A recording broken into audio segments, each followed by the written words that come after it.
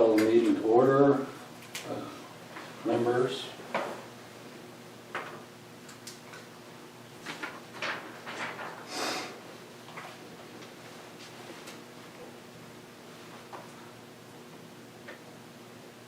Approval and consent agenda.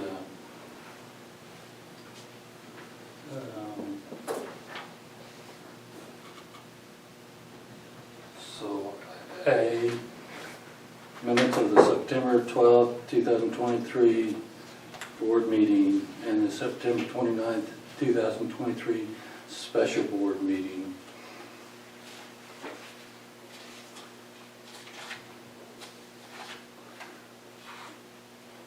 Do I need to read through all of these individually? You don't have to, you can.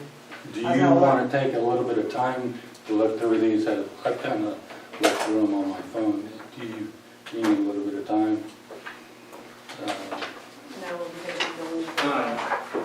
Mr. Schombacher asked me to highlight a few for you. There's one on there to independent diesel, I think for a little over $14,000. Most of that amount was because repairs due to the accident last spring. We finally got that bus repaired and back. We can use it again. The rest is for annual inspections and other repairs to multiple buses. We did get a check for a little more than $11,000 to cover the cost of the damages. So. Can you say on there exactly how much it was, like we paid over? I don't know. Do you know how much the? This last bill was like $14,000. So overall for that bus to repair it, I'm not sure. I think Bucky told me it was around 30. Probably. And we got so. Because there was like 21,000 here a couple months ago. Yeah. So we got, roughly a little over 11,000 compared to a new bus of 100,000. So,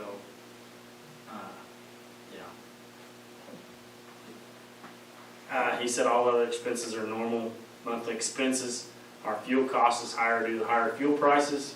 We had quite a few activities on the road last month, and we're keeping an eye on these expenses monthly. And our electric bill was high again this month as well. We have had some cooler temperatures recently, so we do hope that these go down. It really seemed like the hottest temperatures were right when school started, so our ACs were running. I think that was the hottest 2 weeks of the year.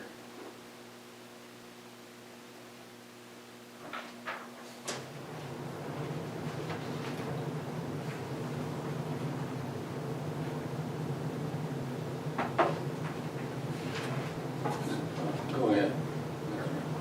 I was just going to say, is there any other discussion, A through G? Are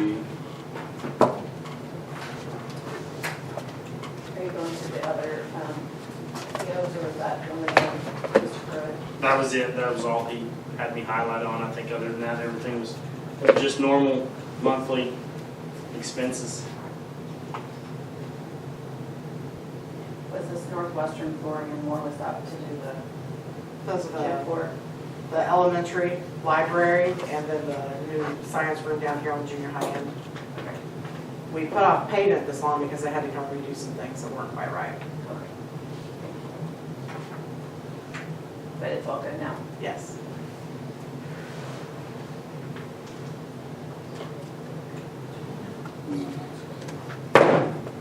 Sorry.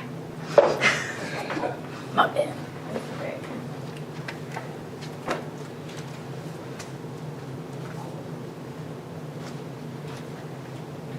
Do you have anything on your treasurer report, Jennifer?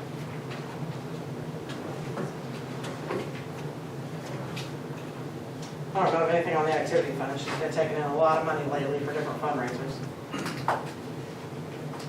That's good.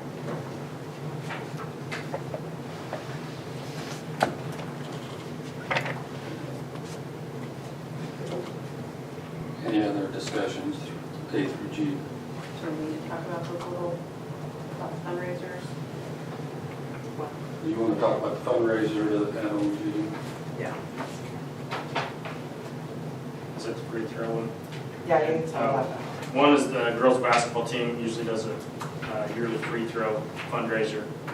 She's going to try to do it in October this year. They usually try to do it at the end of school, but everybody's so busy by then it's hard to get it done, so they're going to try to do it this month.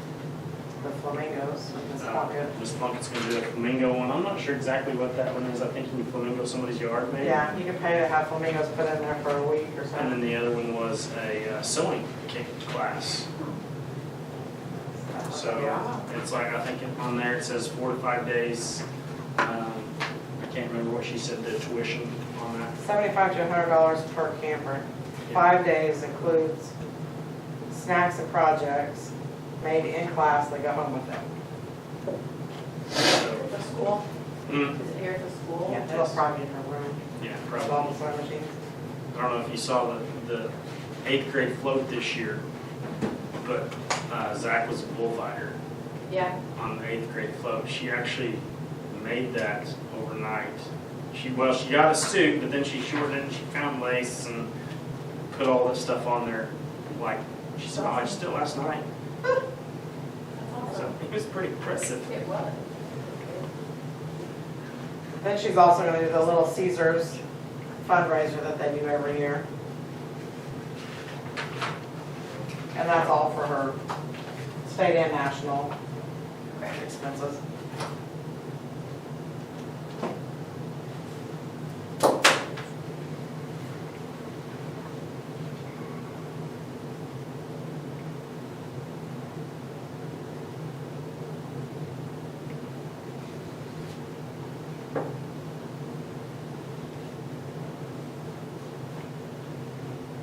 Anything else?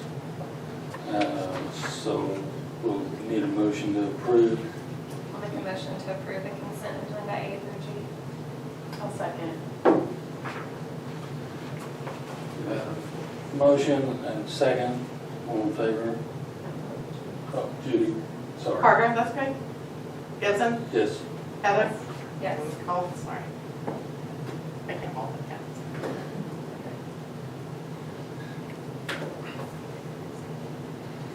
Next is principal's report. Was there anything else? Yeah, oh, no, we'll go on with the principal's report. Okay. Miss Patterson gave hers to me. She said, we're excited about parent-teacher conferences this Tuesday and Wednesday from 4 to 7. We're also excited about our Title I Fall Festival for Cherokee elementary students. It's going to be Friday, October 20th from 5 to 6:30.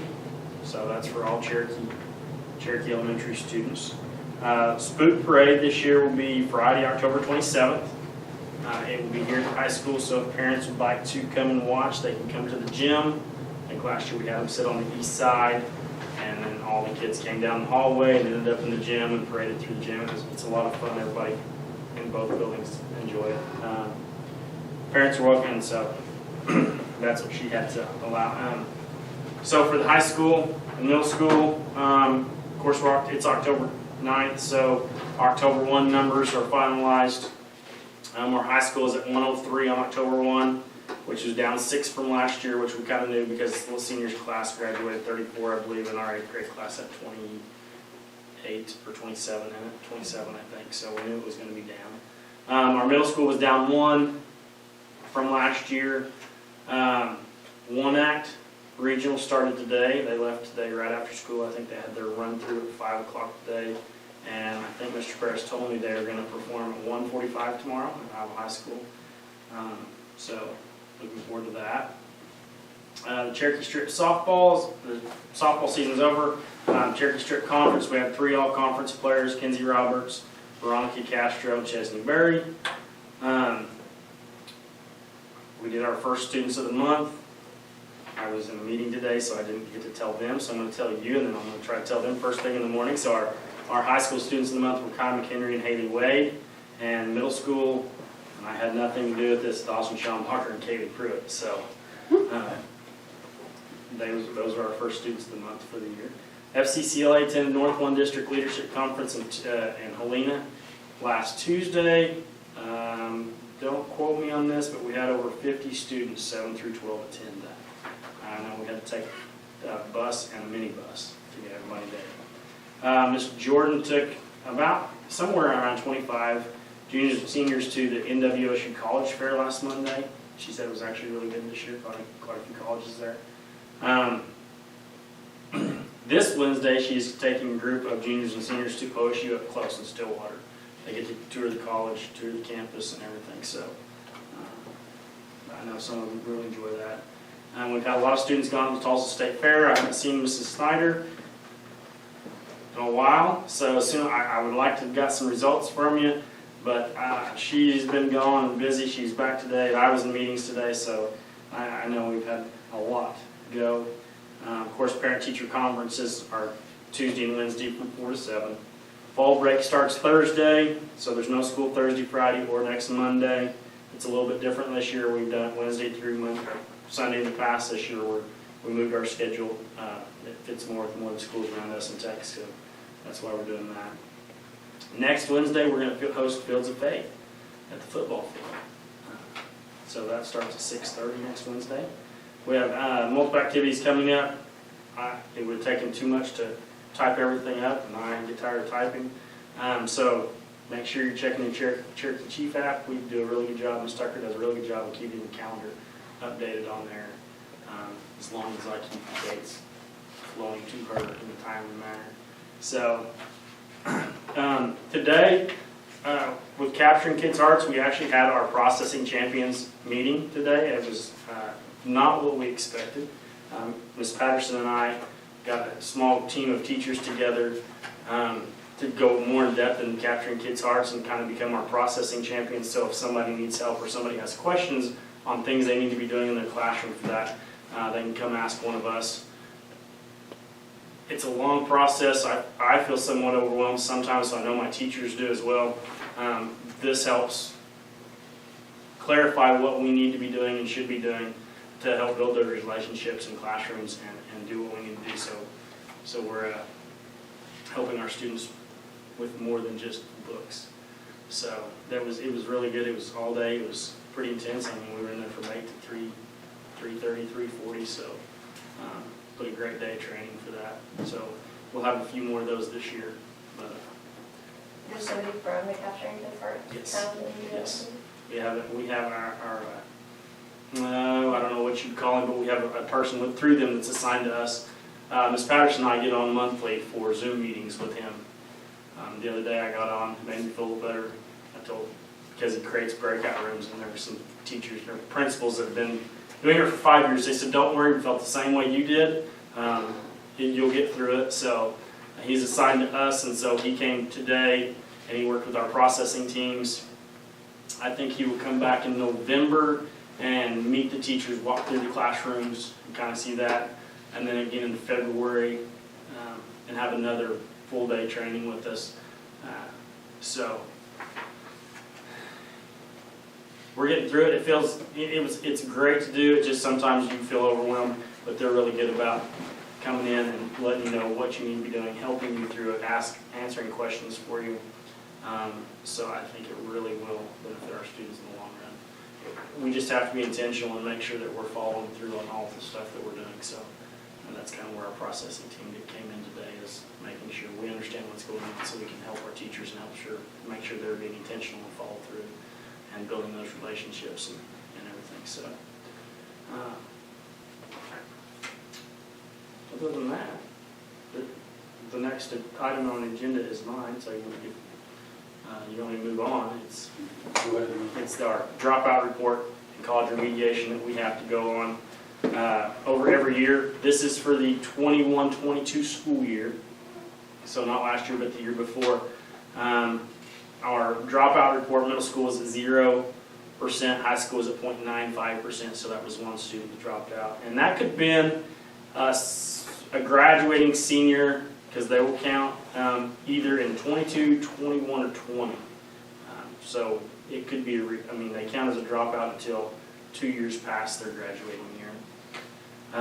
And then, so that's really low. And then our college remediation report is those fall first-time degree-seeking freshmen. And the 21, so in the fall of 21, we had 14 first-time degree-seeking freshmen and 0 needed remediation. So that's in English, math, I think is the 2 areas they look at. I can't remember off the top of my head. I don't think it has one. There's attachments in there that they're going to complicated to look at, so. You will have to take action on that item and approve or,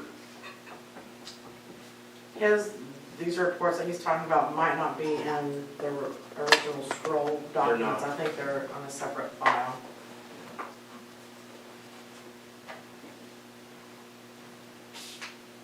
I'll make a motion to approve the annual dropout report and student college remediation report.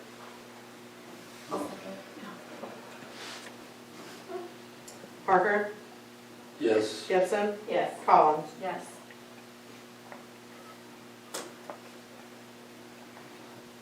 Discussion and vote to approve adjustments to the district transfer capacity numbers.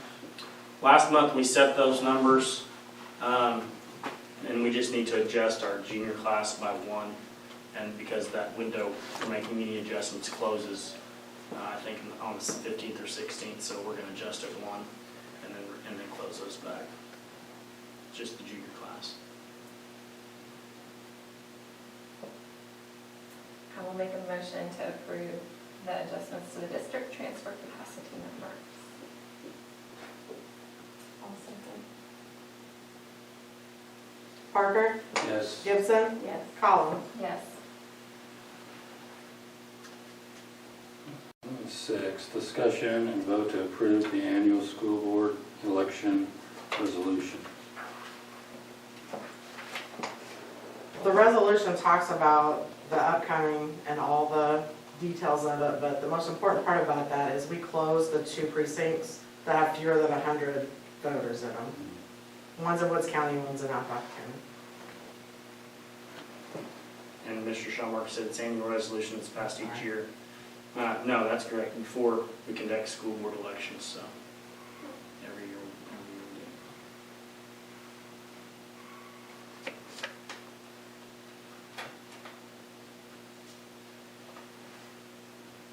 And the original one is over there by Desiree, if anybody wants to look at it.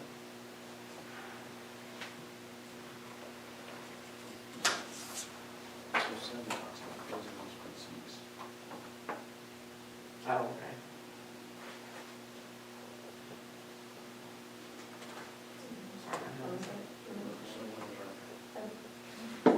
There's a whole packet of like things to publish and just all the details itself, and then the 2 precincts are separate papers. And I think that just has to be broke out for the election board.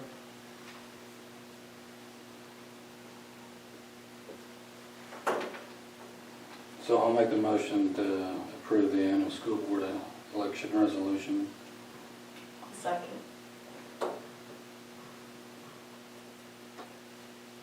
Parker, Yes. Gibson, Yes. Collins. Yes.